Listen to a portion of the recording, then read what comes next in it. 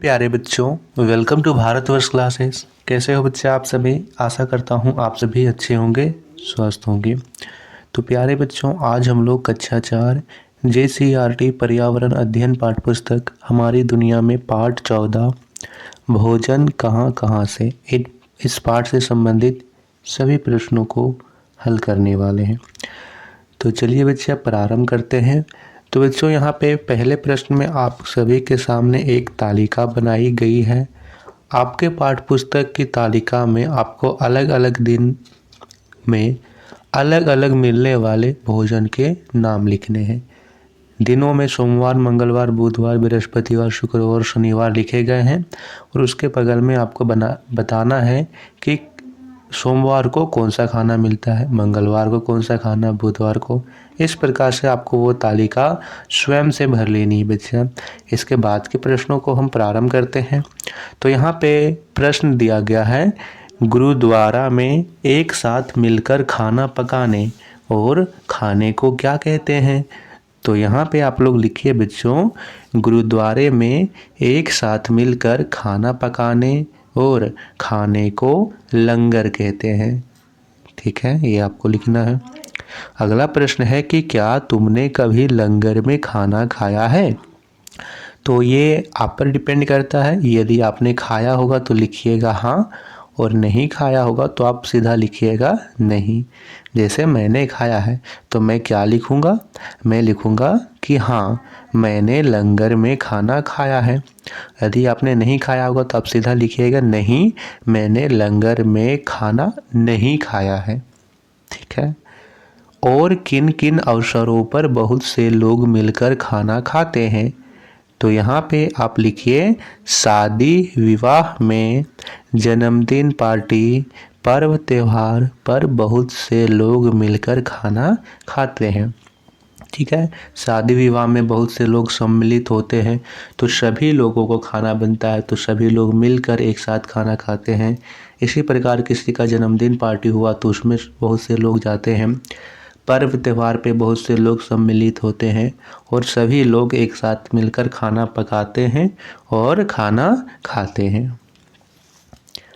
अगला प्रश्न दिया गया है, क्या तुम्हारे घरों में अलग त्योहार या कार्यक्रमों में अलग अलग तरह के भोजन बनाते हैं? यदि हाँ तो किस प्रकार के? तो ये तो आपको लिखना है हाँ, मेरे घर में अलग त्यौहार में अलग अलग तरह के विशेष भोजन पकाते हैं। जैसे अभी दुर्गा पूजा समाप्त हुआ है तो दुर्गा पूजा में क्या विशेष भोजन पकता है?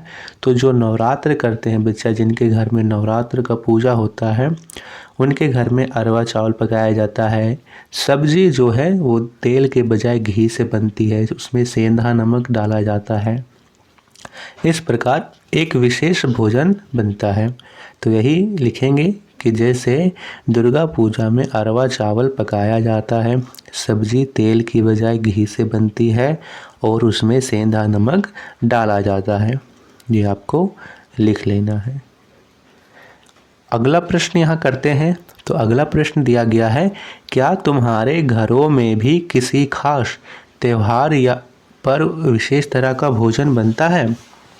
तो यहाँ पे लिखेंगे हाँ, मेरे घर में भी किसी खास त्यौहार पर विशेष तरह का भोजन बनता है।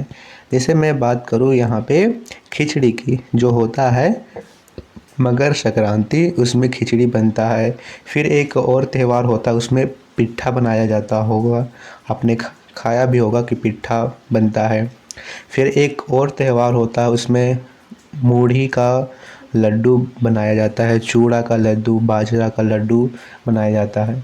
तो अलग अलग त्योहारों में अलग अलग तरह के विशेष भोजन बनते हैं और हम लोग उसका आनंद लेते हैं।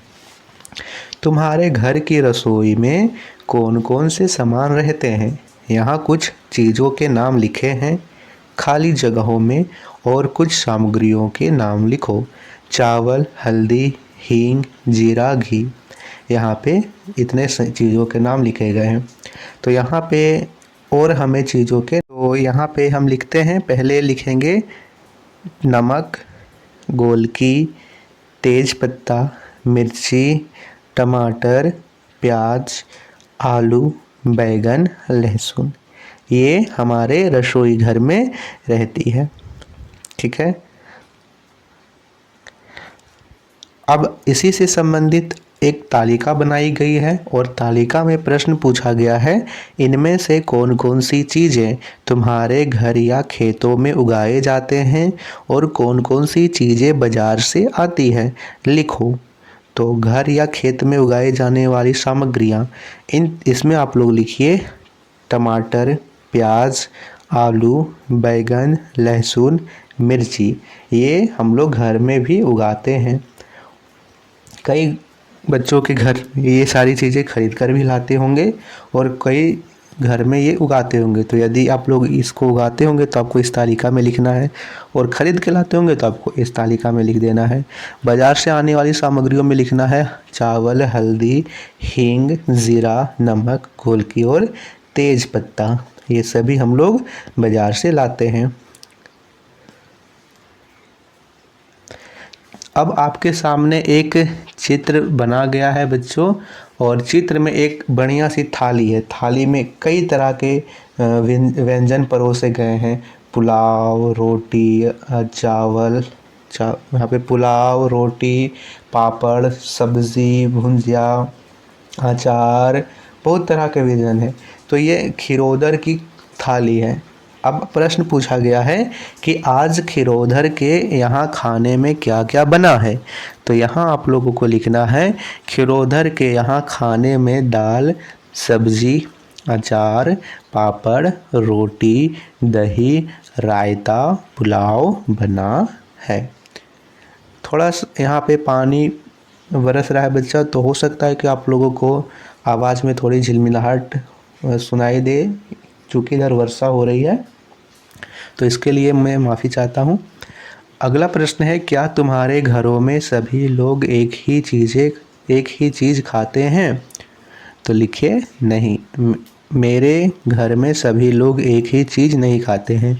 हो सकता है कि आपके परिवार में कुछ ऐसे बुजुर्ग हों जो चीज़ें आप खाते हो वे चीज़ें वे नहीं खा पाते हैं, तो आपका खाना और उनका खाना में थोड़ा सा भिन्नताएं होगी। तुम्हारे दादा दादी, नाना नानी या गोद वाले बच्चे के खाने में क्या अंतर होता है और ऐसा क्यों होता है? तो देखिए बच्चा, हमारे दादा दादी जो कि बूढ़े हो चुके हैं, नाना नानी वो भी बूढ़े हो चुके हैं, तो यहाँ के प्रश्न कहने का अर्थ है कि जो अधिक उम्र के लोग होते हैं और जो बच्चे होते हैं उनके दांत कमज़ोर होते हैं, वे अधिक सख्त चीज़ों को चबा नहीं पाते हैं, तो वे अधिक सख्त चीज़ों को खा नहीं पाएंगे, मुलायम चीज़ों को खाएंगे, जैसे वे केला खा लेंगे, अंगूर खा लेंगे। ठीक है, ये चीज़ें वे खाएंगे। लिखेंगे यहाँ पे, उनके दांत नहीं होते हैं, वे सख्त चीज़ों को नहीं चबा पाते, केवल मुलायम चीज़ों को खाते हैं। ये आपको लिख लेना है। अब फिर से आपके सामने एक चित्र बना गया है और चित्रों में एक बारी है जिसमें अलग अलग तरह की सब्जियां उगाई गई है। आपको बताना है कि इस चित्र में कौन कौन सी फसल उगाए गए हैं। तो आप यहाँ पे लिखिए फूल गोभी, बैगन, मूली, पत्ता गोभी, साग और सेम। घर में उपयोग से अधिक फसल पैदा होने पर क्या करते हो? तो यहाँ पे आप लोगों को लिखना है, हम उसे बाज़ार या मंडी में बेच देते हैं। ठीक है, जो भी अधिक जो फ़ायदा होगा उसे हम बाज़ार में या फिर उसे मंडी में हम बेच देंगे।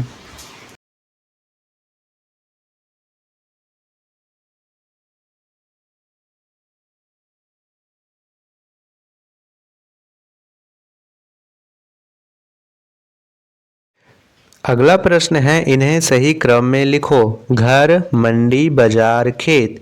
तो यहाँ सब फसलों का क्रम बताया गया है कि किस प्रकार पहले फसल तैयार होती है खेत में, फिर फसलों को मंडी में एक जगह इकट्ठी किया जाता है, मंडी से वे फसलें बाज़ार में पहुंचती है और बाज़ार से हम उसे खरीद कर लाते हैं। तो वही क्रम लिखेंगे, पहले खेत, खेत से मंडी, मंडी से बाज़ार और बाज़ार से घर तक चीज़ें पहुंचती है। प्रश्न आगे कहा गया है कि क्या तुम्हारे घरों में और रिश्तेदारों में ऐसे व्यक्ति हैं जो कठोर चीज़ों को नहीं खा पाते हैं। तो यदि ऐसे व्यक्ति होंगे तो आपको लिखना है हाँ, और नहीं होंगे तो आप सीधा लिख दीजिएगा नहीं। लिखिए जैसे मैंने लिखा हाँ। पता करो कि वह क्या क्या चीज़ें नहीं खा पाते हैं। तो वे सख्त चीज़ों को नहीं खा पाते हैं, जैसे नारियल, सेव और ईख, वे चबा ही नहीं पाते हैं। बूढ़े लोगों के अलावा और कौन कौन से लोग कठोर चीज़ों को नहीं खा पाते। तो लिखिए गोद लेने वाले बच्चे कठोर चीज़ों को नहीं खा पाते हैं। तुम्हारे दांत नहीं हैं, तुम क्या क्या खाना पसंद करोगे। ऐसी कल्पना कीजिए कि आपके दांत नहीं हैं, आप अभी बच्चे हो, तो आप क्या क्या चीज़ें खाना पसंद करोगे या आप कौन कौन सी चीज़ें खा सकते हो। तो लिखिए आप लोग यहाँ पे, मैं दूध, केला, अंगूर, पपीता। पपीता में यहाँ पे आप लोग पका पपीता कर लीजिएगा तो और अच्छा रहेगा कि पका पपीता खाना पसंद करूँगा। क्या जानवरों एवं पंछियों के भोजन भी अलग अलग होते हैं, यदि हाँ तो क्यों। लिखिए उनके चोंच एवं दांतों की बनावट अलग अलग होती है, इसीलिए वे अलग अलग तरह के भोजन को ग्रहण करते हैं। जैसे पंछियों में मैं बात करूं कि छोटी सी गुरैया अनाज खाएगी, ठीक है, और बड़ा बड़ा जो चील है, बाज है, गिद्ध है, वो मांस को खाएंगे, क्योंकि उनके चोंच की बनावट अलग अलग है। जानवरों की बात करूं तो कुछ जानवर शाकाहारी होते हैं, कुछ मांसाहारी होते हैं और कुछ सर्वाहारी होते हैं, क्योंकि उनकी बनावट अलग अलग होती है। इसी प्रकार प्रश्न है कि आपस में तथा बड़ों से बातचीत कर भोजन के आधार पर जानवरों के नाम लिखो। शाकाहारी, मांसाहारी, सर्वाहारी। सबसे पहले आप लोग समझ लीजिए शाकाहारी कौन से होते हैं, मांसाहारी कौन से होते हैं और सर्वाहारी कौन से होते हैं। तो बच्चों वे जानवर जो केवल पादप या पादस से जुड़ी हुई चीज़ों को खाते हैं। पादप किसे बोलते हैं, जैसे पेड़ पौधों से संबंधित। जैसे जानवर है गाय, तो गाय घास खाएगी, पत्ता खाएगी, फूल खाएगी, ठीक है। ये क्या है, ये पादप से जुड़ी चीज़ें हैं, तो ये शाकाहारी है।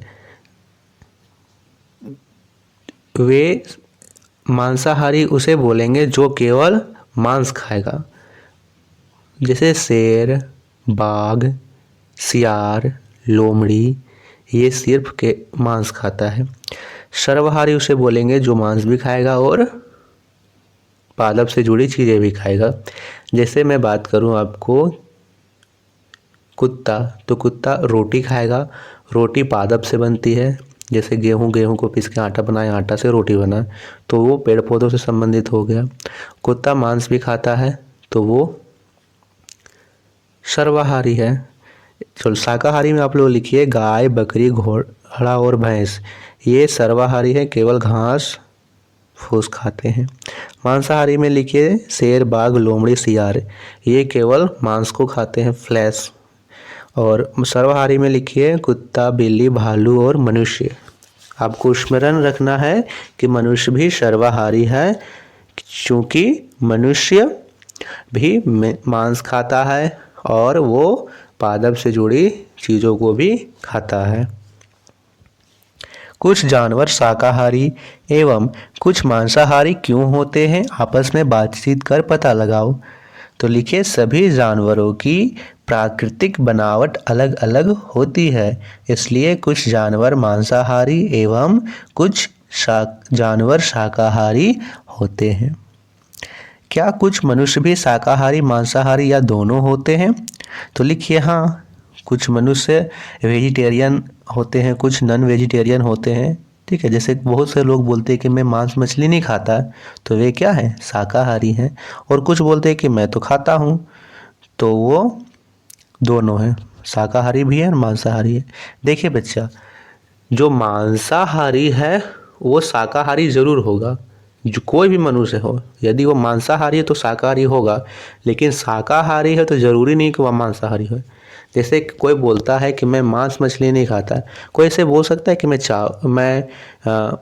शाकाहारी नहीं, मैं केवल मांसाहारी हूँ, केवल मीट खाता, ऐसा नहीं होता है, वो शाकाहारी ज़रूर होगा। पता करो और लिखो कि ये क्या खाते हैं। शाकाहारी लोग क्या क्या खाएंगे? चावल, दाल, रोटी, फल और सब्जी। मांसाहारी लोग क्या खाएंगे? मांस, मछली, अंडा। क्या मांसाहारी लोग चावल, दाल, रोटी, फल, सब्जी नहीं खाते हैं? नहीं, ये भी खाते हैं, तो इसे हम मांसाहारी ना कह के सर्वाहारी कहेंगे।